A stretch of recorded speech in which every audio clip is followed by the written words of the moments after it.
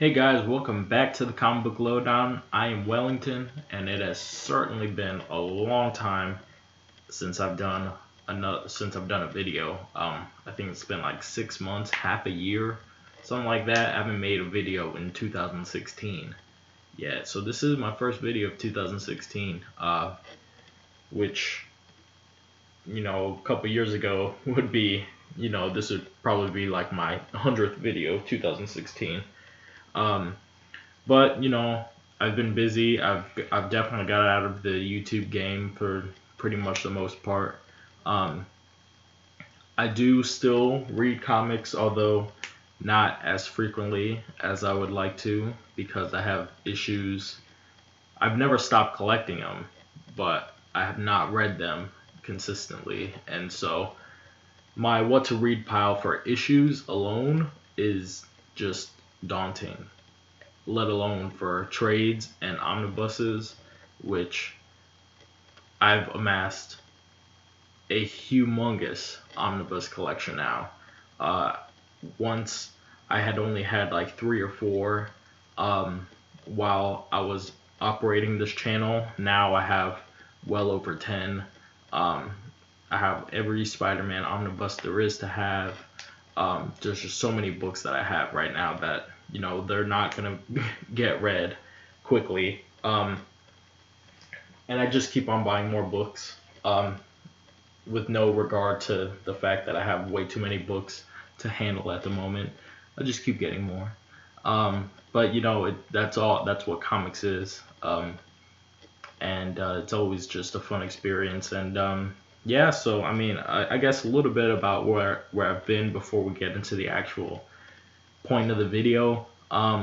School and work and all outside extracurricular stuff has pretty much taken all of my life.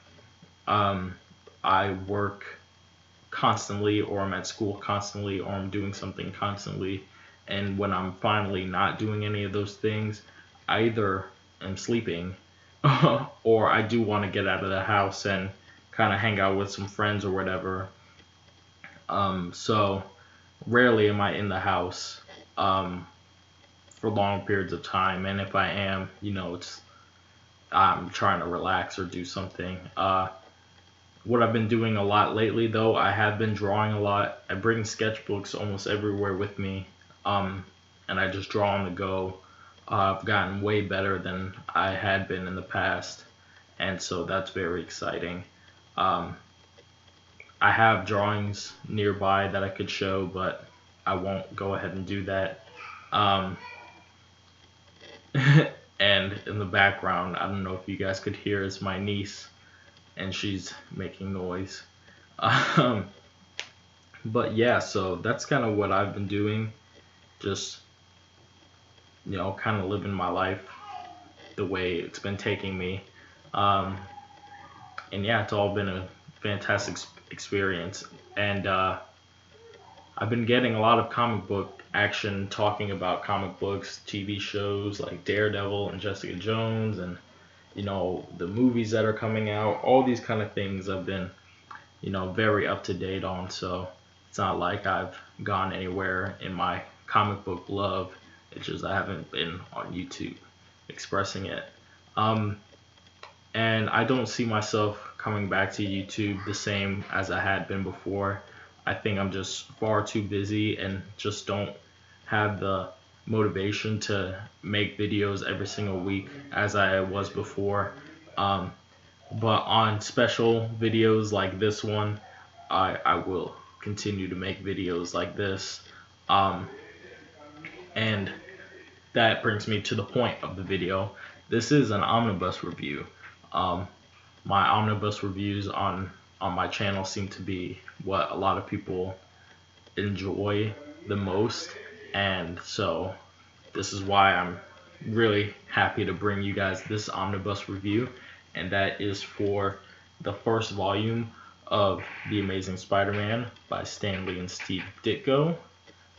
This is one fantastic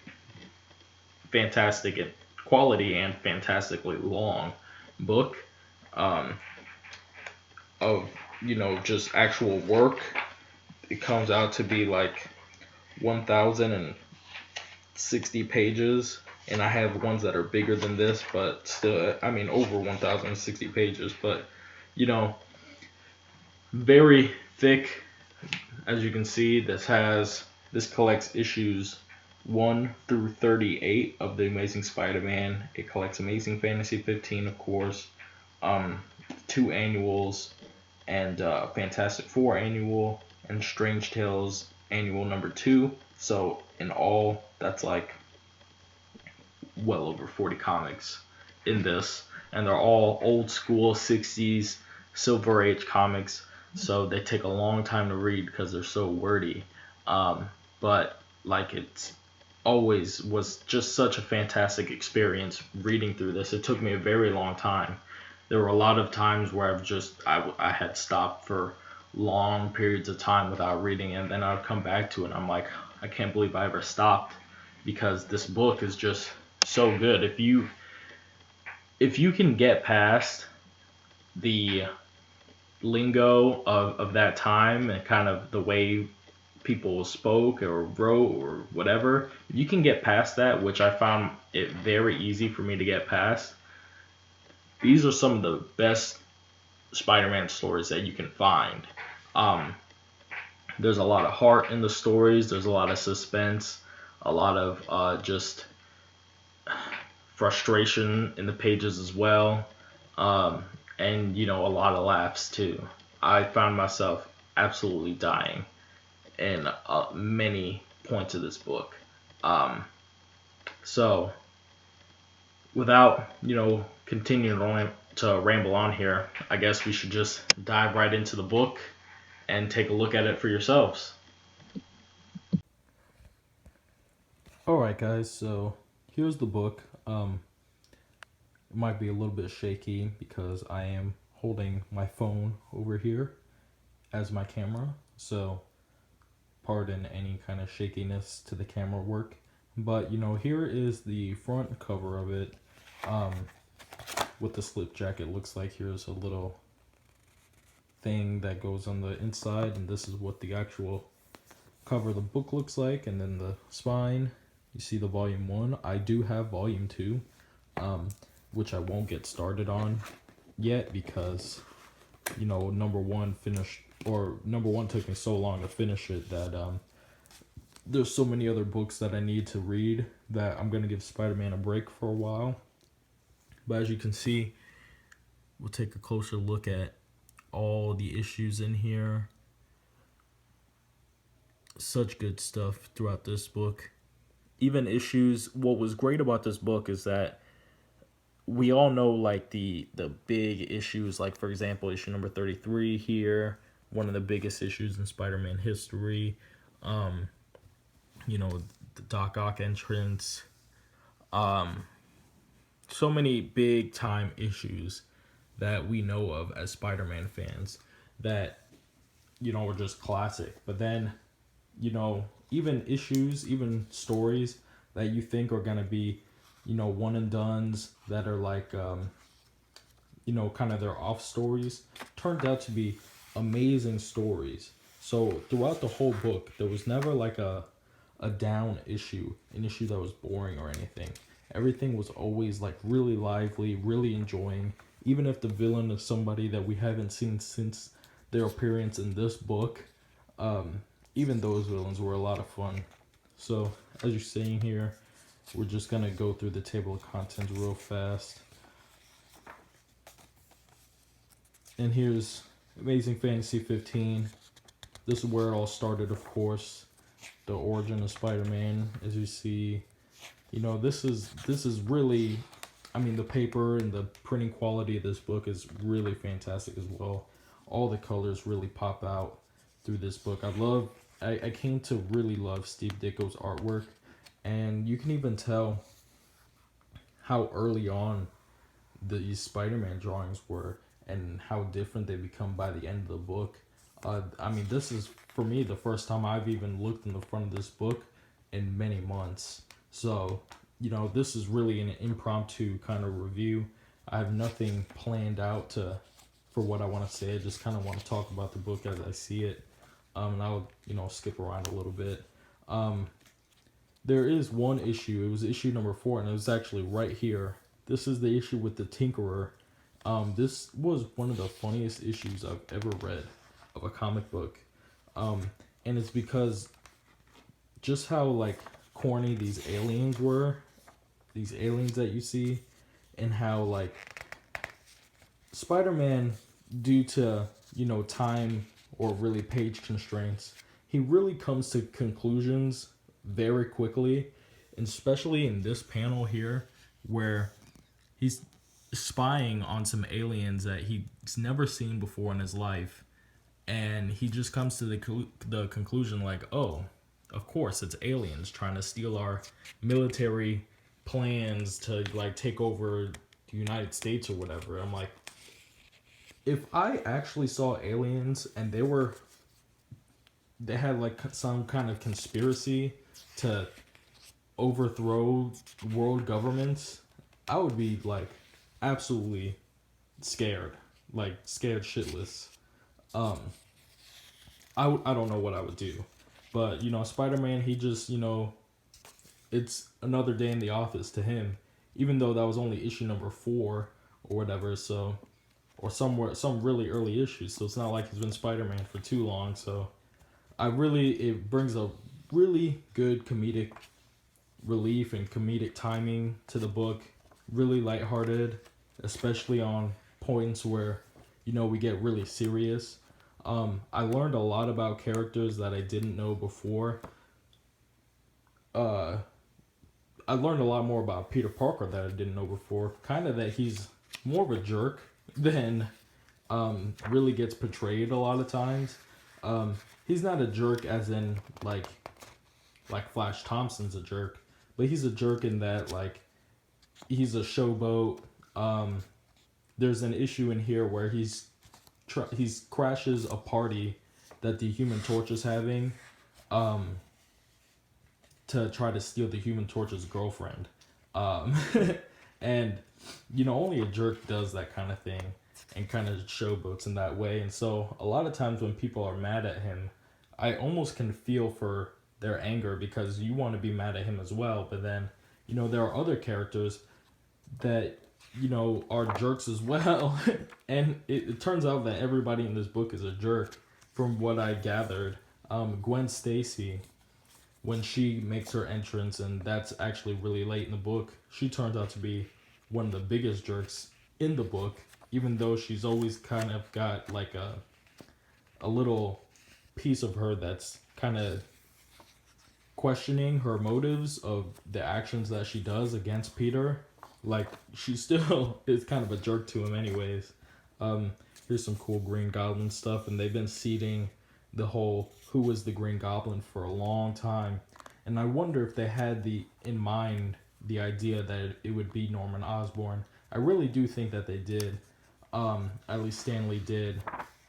He might not remember now if you were to ask him, but I really do think that he had this planned out for a long time, because even by the end of this book, you still don't know that Norman Osborn is the Green Goblin.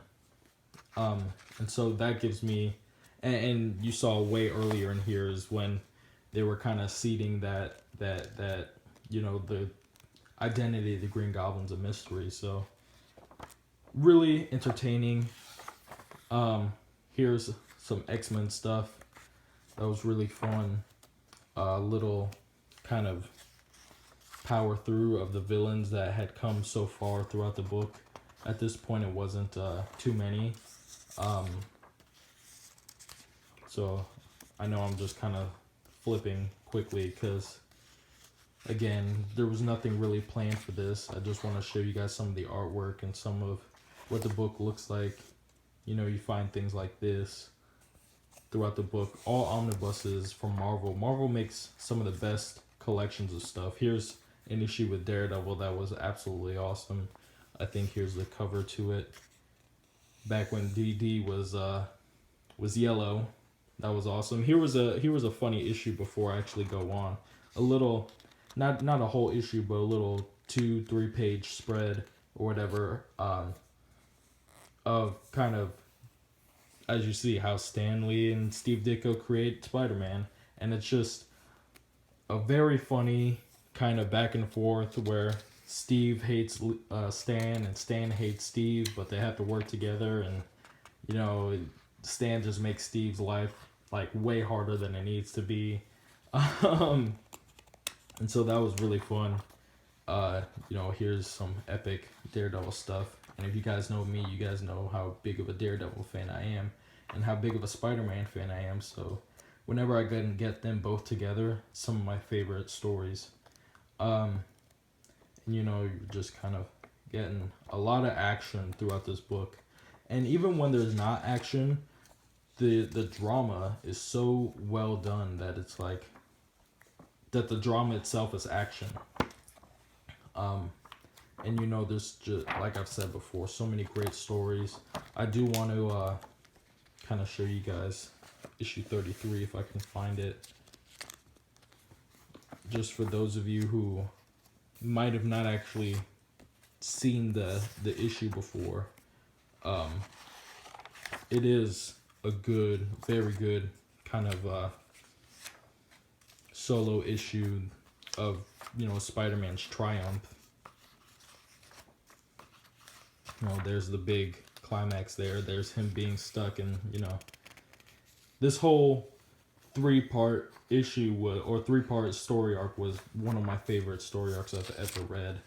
And, of course, one of the best in this whole book. And this is kind of where it all culminated in the end was, him freeing himself. And that's a big triumphant moment. And then he has to go out and fight a bunch of guys. And so, this whole, even with more context to the story, it makes that moment so much greater. And, Craven had a great story in there. There's just a lot of stuff. And I don't want to keep bogging you down with too much more. So, you guys see what it is here. There's a cool little thing there. Let me see if I can show you guys some more extras before we come back out of this. Some reprints for the Marvel Tales, the covers to them, and then the final biography page. And then that's where I'll leave you guys, so we'll go ahead and come back to me, and we'll close out this video. So there you have it, guys. That was a look at the Amazing Spider-Man Volume 1 Omnibus, written by Stan Lee, art by Steve Ditko. If, rating it, I give it a 10 out of 10 because it's Amazing Spider-Man work. It's probably, washed down if I say 10 out of 10, but it really is that good. What else is there to say about it? It's one of my favorite books that I own. The artwork is phenomenal in it. The artwork today is just way different than it was back then, but the artwork from back then is almost more appealing to my eye, at least. And I guess that's why I love artists like Dave Mazzucchelli and Chris Samnee and guys like that so much, because they do have sort of a Silver Age style of artwork that they do, and so that's kind of the style that I love to look at, and that's kind of the style that I like to draw. I recommend the book to any Spider-Man fan, definitely. Like, if you are a real Spider-Man fan and you want to read some great Spider-Man stories, then this is a book that you need to own. Or if you are a great comic book historian or just a comic book fan of like where comics really started at, or you want to really get firsthand the history of these books, another great addition to the collection. And really, if you just like great stories in general, I would say pick it up because besides the fact that the dialogue can seem a little outdated and things like that, you can watch a movie that's from a long time ago. This is really no different than watching a movie from the 60s or 70s. It's just, reading it instead. They really did treat this book for mature audiences, um, and it really shows, and it's just very enjoyable. So, anyways, hope you guys liked the video. I know I rambled a lot and talked a lot, but this is what you get when you watch one of my videos. So, I'm Wellington signing off with the Comic Lowdown, and I'll see you guys next time.